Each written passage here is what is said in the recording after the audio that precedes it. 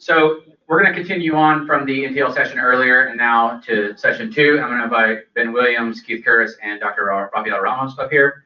And we're going to kind of see from the third-party providers side as opposed to the industry partners. Also, I'm going to hand it over to Ben, who says he doesn't need a microphone, but he can use it to point at people. Yeah, I don't know. Does anybody need me to use a mic? I'm generally loud enough. No? Mike? Mike? Okay. Okay, Ben Williams, Global Medicine Director at Fugro. About 18 months ago, I moved from the Americas regional role to a global role, focused on strategy and largely PowerPoints. And I handed over my regional responsibility to Paulo and the team here in Houston who supports the region. So I will run through a Fugro-centric. It's just a live stream, Ben. Shall we move? Okay. Yeah. Next one.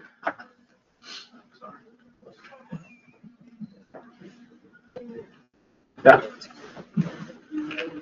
Yeah, so Fugro's scope observations, 20 years of oceanauts.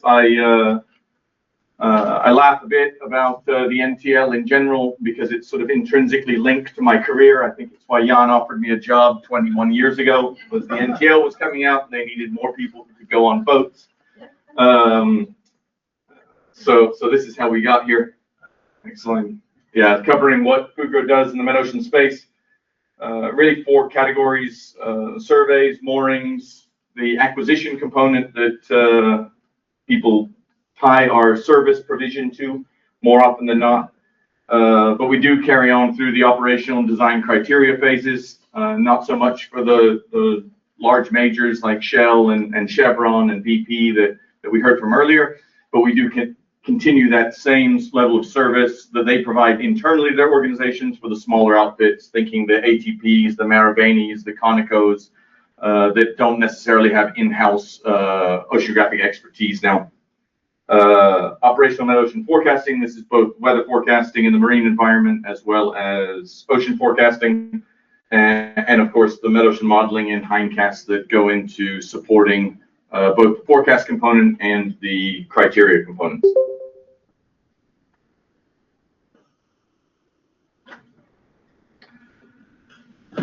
So instrumentation we're providing into GCOOS.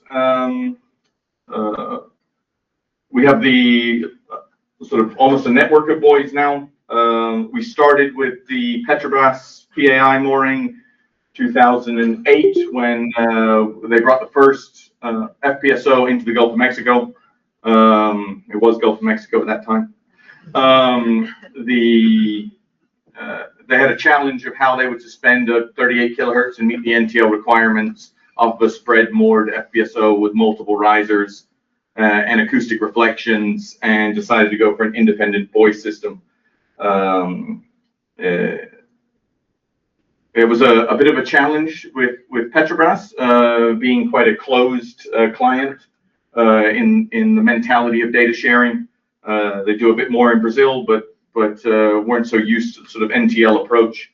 But we were able to work with their oceanographic experts in-house in Brazil and here in the Americas, and actually get them to allow us to use the NDVC buoy XML data format to share all of the parameters, meteorological, wave, and currents, which was one of the first times. So 42360, I think, is the NDVC ID that everybody's referred to it as an NDVC buoy for years, but it's actually been the Fugro system that now operates for Murphy and has a continuous time series at that location from 2008.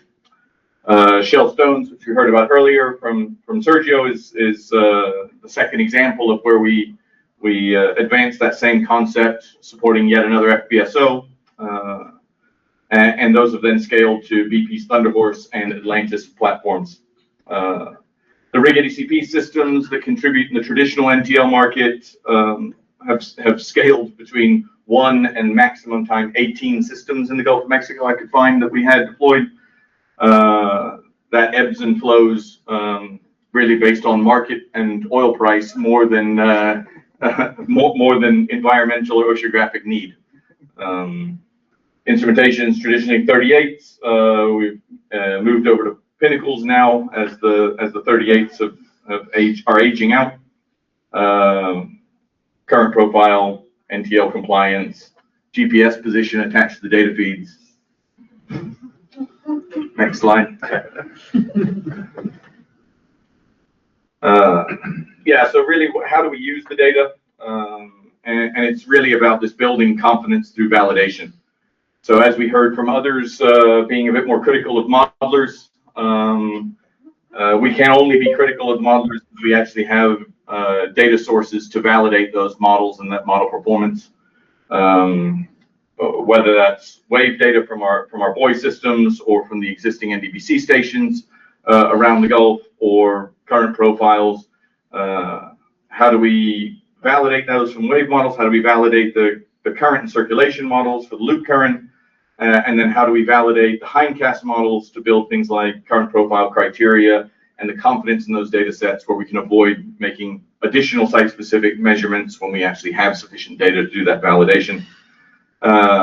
And similar to Sergio and Mike, providing that sort of guidance to their internal stakeholders during construction and operation, having this sort of spatial understanding, we can provide advice to the other smaller outfits that don't actually have the oceanographic consultancy in-house. And data sharing, it's the partnership approach and how it multiplies value. So whether we're a GCOOS consumer, taking the historical data sets, embedding them into our daily workflows, looking at model validation, hindcast development, and that real-time operational forecasting, having that open access allows us to work for our clients without having to go and ask for data permission in various places. Fugro is a data contributor. I've already commented on how we're doing. This is a core service for our operations and core source of revenue, providing these instrumentation, providing good quality measurements. And then the open data multiplier effect is bringing all of this together with better observations, validated models, confident engineering criteria, makes for safer operations for everybody in the Gulf, so we don't have moratoriums and shutdowns as we've seen in the past. And where Rafael and Keith and I have competed for the last 20 years, when we actually go to win the work, it changes the dynamics. So we know that we're actually now contributing good data, and Rafael can have a sense of confidence if he's looking at a Fugro data set, the same as I would have a sense of confidence. So it does change the dynamic from the RPS data, of course. Sorry, Keith. And it does sort of level up, right? Rising tide lifting all ships is the approach we get from this. That's it. And with that, I'll pass over to Keith. Thank you, sir.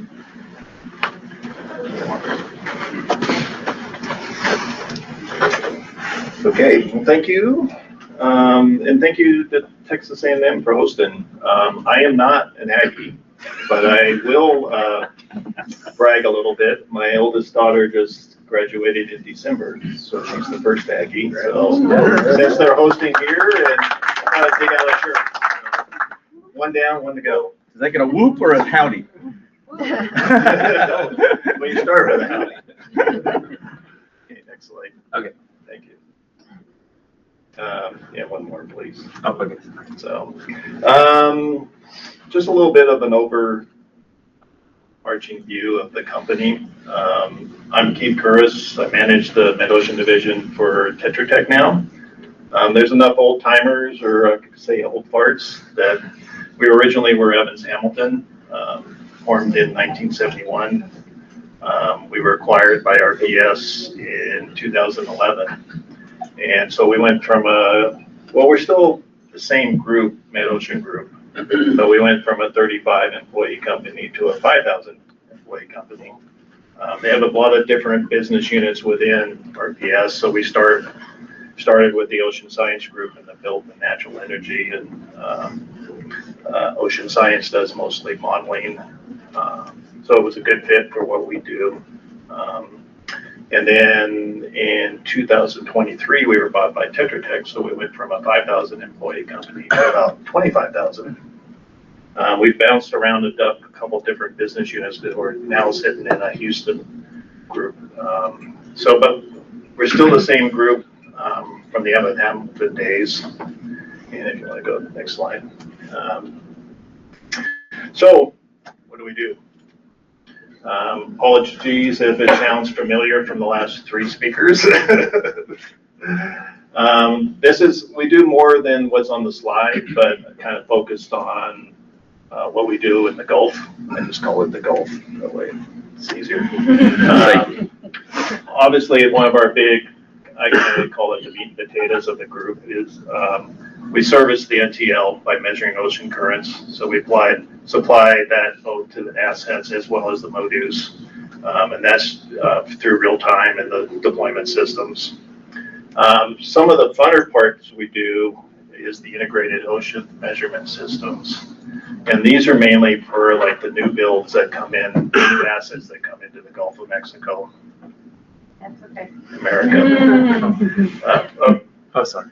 Back ones. And this is where we're supplying, they can call them marine instrumentation systems, environmental facilities, monitoring systems, but they're basically taking a lot of metocean sensors, integrating it into one package to a server, and then serving that to the marine advisory system on the rig. We've done a number of those for the new builds in the Gulf, as well as been updating a number of older systems to new servers. And then one of our specialties is deep sea or deep water ocean moorings. When I first started, 200 meters, 500 meters was deep back in the latex program.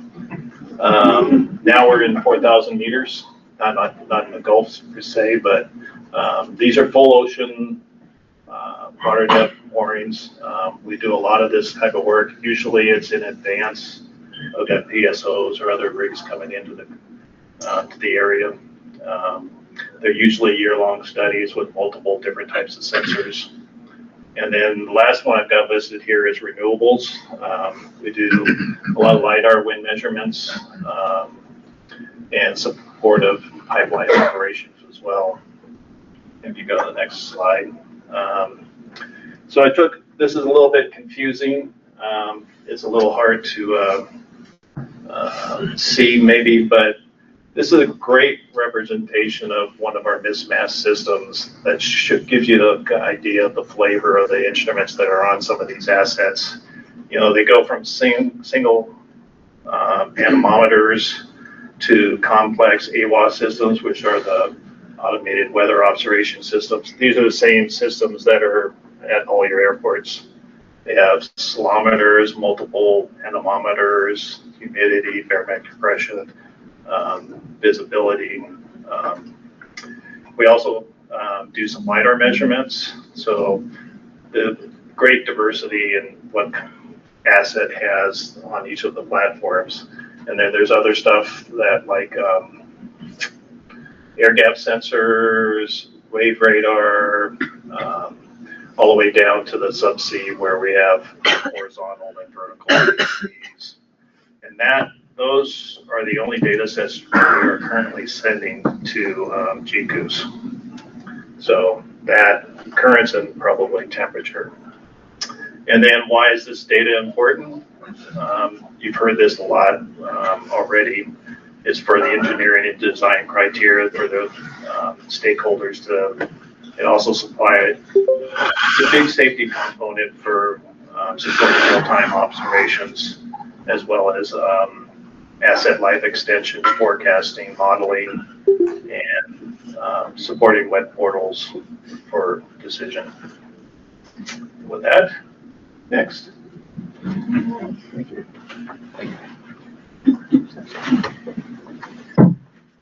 Okay, so I'm Rafael Ramos with Fugro Group, CLS, for all of you who are familiar with that company. We were purchased 5 years ago by a French conglomerate, so we're part of that family now.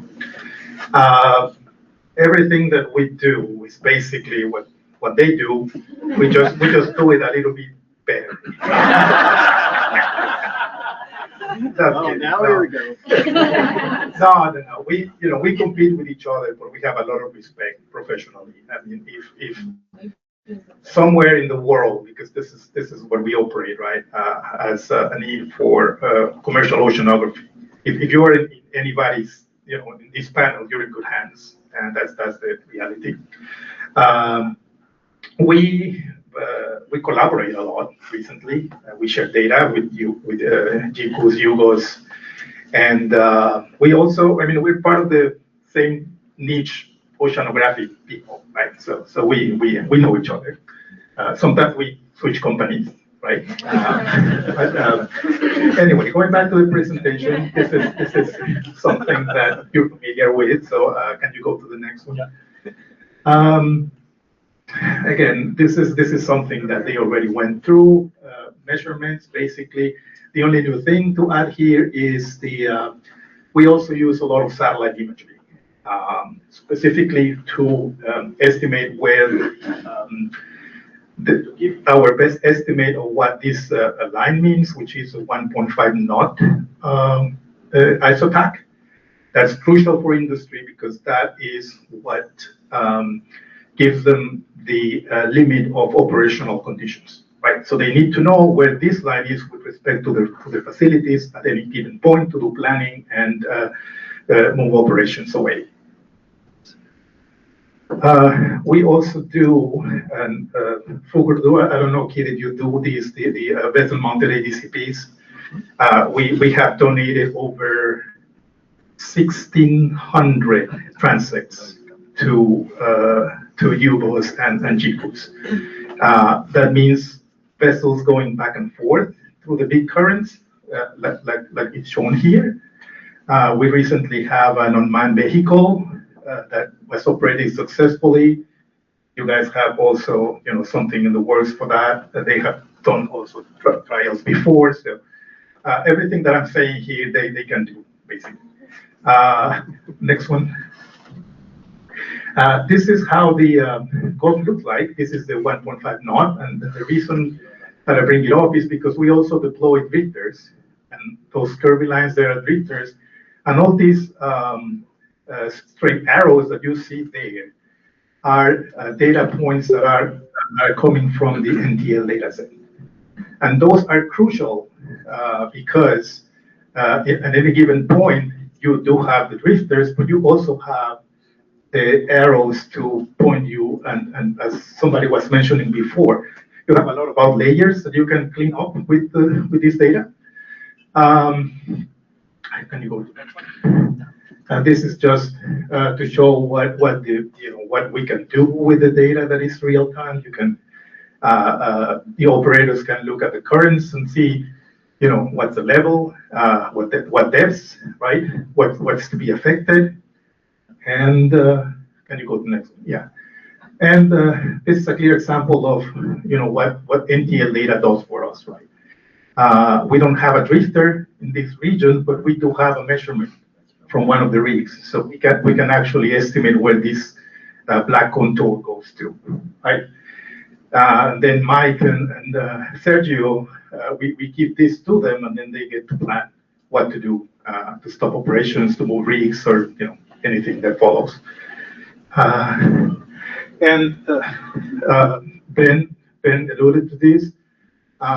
Ultimately, what we want is to have the data to validate models, right? This is not a pretty picture, especially if you are a modeler.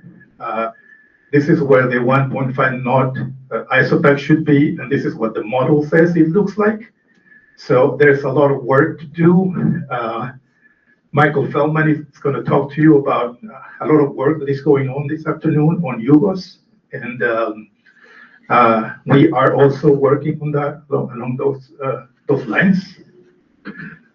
And data sharing, well, we've said it all, right? It's crucial for us to keep sharing data, not only for the operators, but also for the community at large. And again, as I was saying earlier, if you can use this data, please, by all means, right? I know it's a little bit deeper to some of you, but it gives a picture of the entire Gulf. And there's a lot of data there. So with that, I think that's my last one. Yeah. And open to questions. Perfect. I just want to say thank you pretty much. So I when I proposed this NTL industry update session, it was twofold. The NTL data is a huge chunk of data that we house here on campus for GCOOS that's managed by Philemon over here in this corner. So it's important to show that we have this massive data set. It's several terabytes worth of data at this point, and we have terabytes of data that go back and forth every day. And we know that it's being used, but we don't know by who. So this is where the question comes back, like, who are your stakeholders? How do you get them engaged? And we know that these three are using the data because we can see it, right? We see this massive flux every day at certain routines when their scripts run to pull the NTL data from the day before or 6 hours or 12 hours before. So how do we go and how do you guys propose that we track down other people? It's like we know that the smaller companies aren't doing that, but you guys are. So is it worth going and reaching out to them to try to get their support and show that, yes, we care about this data? Because if we didn't have this data, one, it would be almost impossible for you to do this because you're just using models. But do you suggest, as you alluded earlier, that we reach out to these people to try to get support that shows their data and how it's helpful for these smaller companies that wouldn't be able to do this otherwise? Yeah, for me, it's sort of the crux of the question I asked Mike and Sergio, right, is how much do we want additional to be mandated so that, you know, it feels like a tax, and how do they see the benefit that they get back from it, right? I think for the smaller operators, they just see it as the requirement, right? But it's not over the top, but it's always been there. When they actually get to a point of having to move from exploratory drilling to design and operations, they want to know why they're missing the playoffs. Why didn't we measure at the surface? Well, you didn't have to. So, you know, we end up in this rub, but then that's some of the coaching that we have to do. You know, I don't know from you guys, what's the appetite, right? Seabed measurements would be the first. I don't think we even enforce the requirement because after 2 years you can get a waiver for seabed measurements, even at the escarpment area. I think that's probably a more valuable data set in the long run, as we heard about pipelines and pipeline risk. But where do we go for that stakeholder engagement? Does it need to be stick or can it be carrot? If so, is the only stick the government and Bohm, Bessie updating? And what is that carrot? I think is really the crux of the question. Yeah.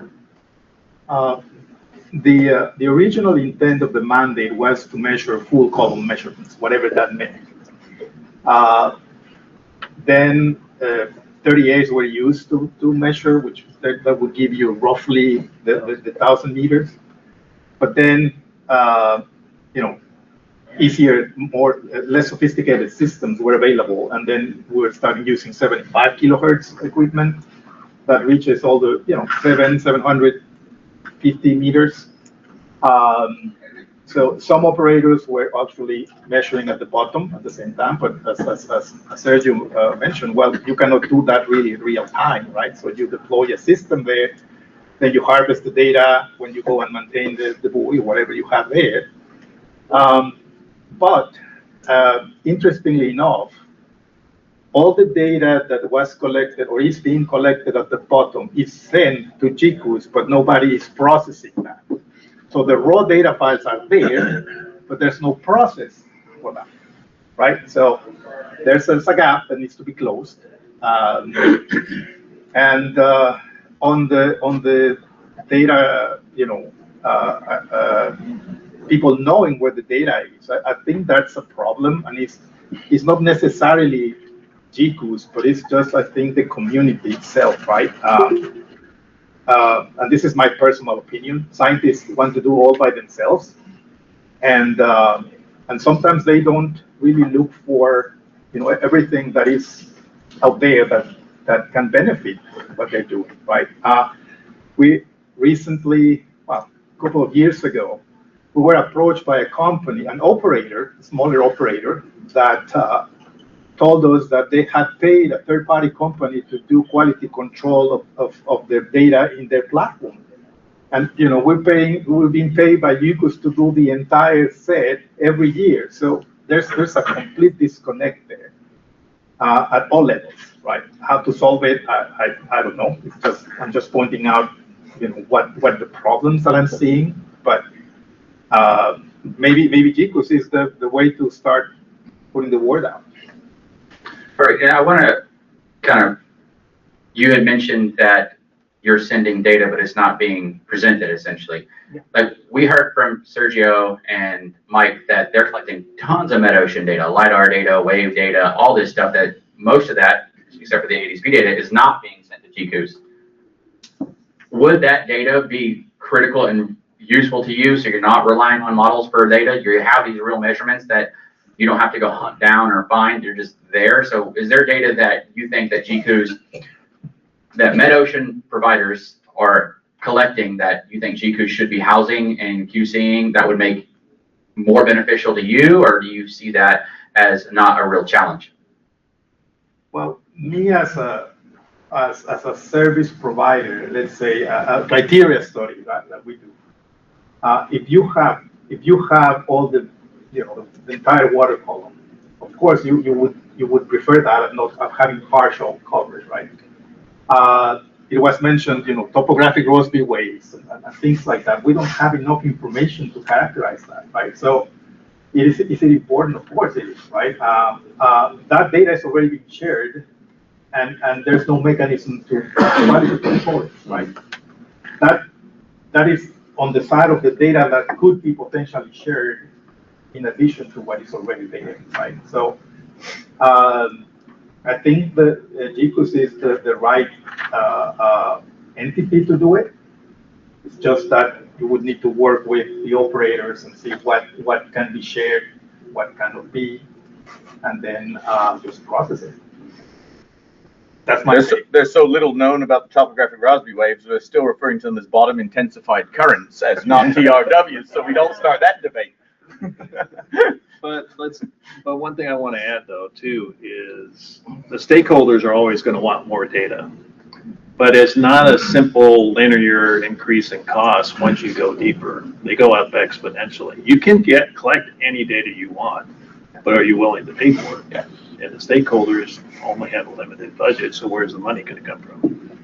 And the minor operators, they're only going to do what they're required to do. There's only a few of the bigger companies that have the mid-ocean team that are doing the asset lab extensions and stuff like that, using the data.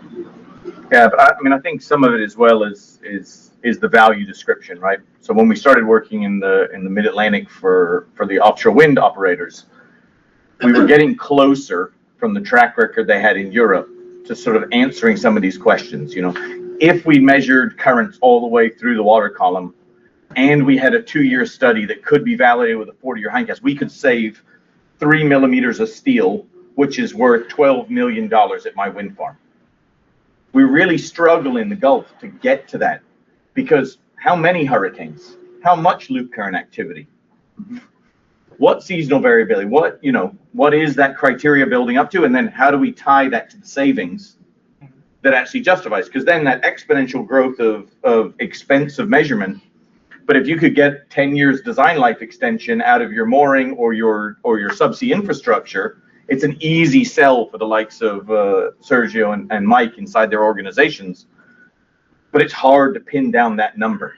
And it's not an oceanographic question. It's an oceanography to engineering bridge that needs to be built, where you really understand not the first level of stakeholder, but the second and third, right? Question, Sergio? I just want to add something to what Ben is saying there. And I think it's very important in second and third tiers to quantify the impact of what we do. And as an oceanographer, I have limited answers to that. But I'll give you an example of that. So when we're doing riser design, I work with riser engineers.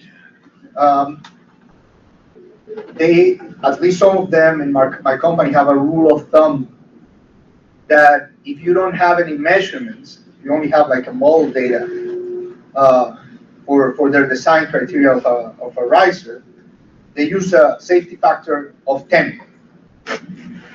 If they have measurements, they lower that safety factor to 3. In my mind, that's an economic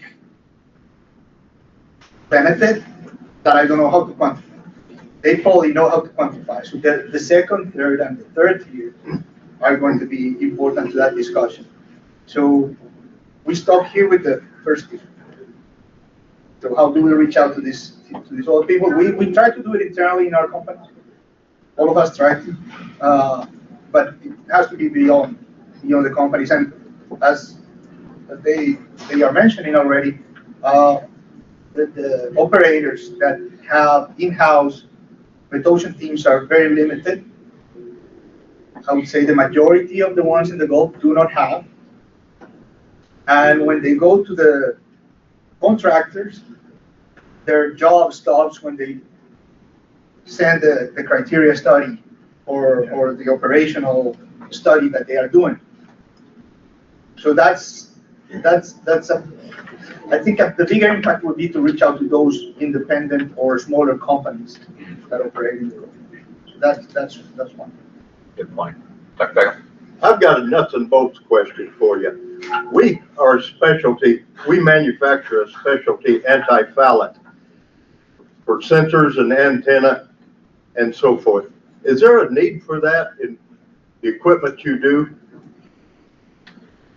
Subsea, yes. You've got competition though. Can yours be, ours is the only one that can be applied underwater.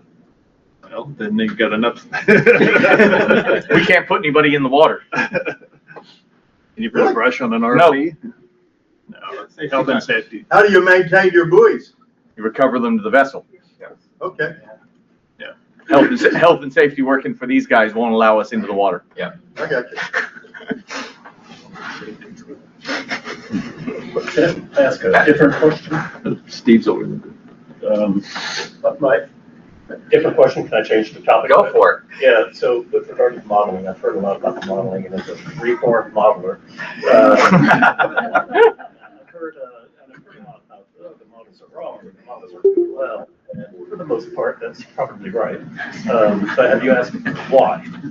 And why aren't the models or the forecast systems, not the model per se, but the forecast system, why isn't it doing well? And I'm going to submit to you that perhaps you're asking the systems that, as you have them designed, to do things that they're not designed to do. Or you have a 3-kilometer grid on your ocean model, but if you want more than 3-kilometer resolution to resolve your features, you're not going to get that. Oh, yeah. Right? And so, okay, what's the answer? Well, maybe I should set up a 1-kilometer or a sub-kilometer grid model. Okay, well, it's very expensive, for one thing. And the other thing is you don't have the observations to constrain a 1-kilometer model. So it is kind of a catch-22, but I just point that out because not you personally, but the consensus is that the models aren't doing well, and I'm suggesting that they're not designed to do what you're asking them to do. Correct. So I just wanted to kind of, put that out there. I agree completely. Yeah, I couldn't agree with you more, Pat. See, when I consider myself an observationist, such a word exists, we would like to deploy an ADCP or, the weather station and have the model telling us, mimicking what we're measuring, right? To the low turbulence, scale. That is not possible. We say that the models don't work because they don't represent the phenomena that we want them to work, right? But that doesn't mean that the models are wrong, right? And we have to adapt. We need to do, stochastic processing and things like that, right? We just heard, we need an estimate of what the loop current is doing in 3 months. Wow, that's a tall order, right? So what we need to do as a community is just deal with the models the way they are, and just deal with it until we find something better. Right? Okay. Andrew, you want to jump in? Andrew is a colleague of mine. Yeah, so I'm at TetraTech, well, RPS, I'm with the ocean science modeling team, so a lot of this stuff we deal with all the time. I would mirror what you just said, is that we got to work with what we got, right?